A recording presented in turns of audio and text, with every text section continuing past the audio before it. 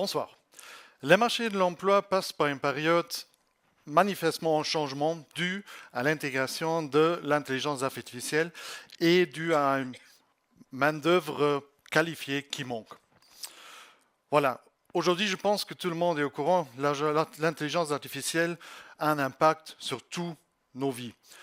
Sur les secteurs d'activité où on est employé, l'emploi, l'État, les compétences et l'éducation. Aujourd'hui, la maîtrise de l'IA ou savoir résoudre des problèmes, rester créatif, innovantes, sont des compétences d'aujourd'hui, mais qui vont être encore plus importantes dans le futur. Aucun secteur n'est épargné du changement ou de l'impact de l'IA. Dans les années à venir, 90% des emplois vont être impactés par l'IA. 14% environ des travailleurs vont peut-être voir leur poste disparaître.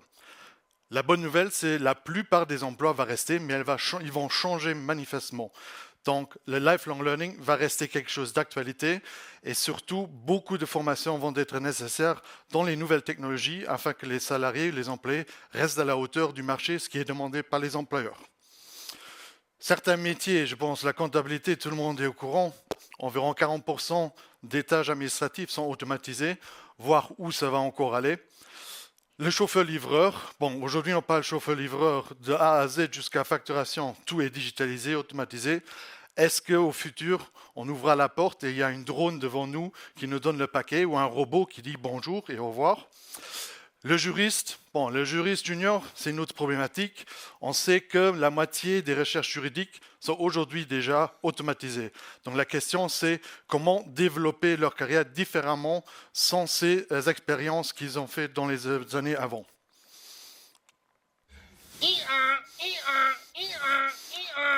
Voilà, notre cher collègue, il a pris un pas en avant. Lui, il sait déjà s'organiser avec l'IA. Donc personne dans la salle, peut-être lui, a arrêté d'innover, mais lui, en fait, il a pris le pas en avant et c'est à tout le monde d'aller dans cette direction parce que l'IA ne va pas s'arrêter aujourd'hui, elle va continuer à jouer un rôle important dans notre vie, mais aussi dans notre vie professionnelle. Aussi à l'ADEME, l'IA est important. Je pense que le matching, c'est déjà quelque chose où on travaille dessus, mais il faut aussi que nous, en interne, on s'adapte à la vitesse des changements du marché pour rester à la hauteur, pour donner des initiatives, mais aussi pour avoir des données du marché de l'emploi.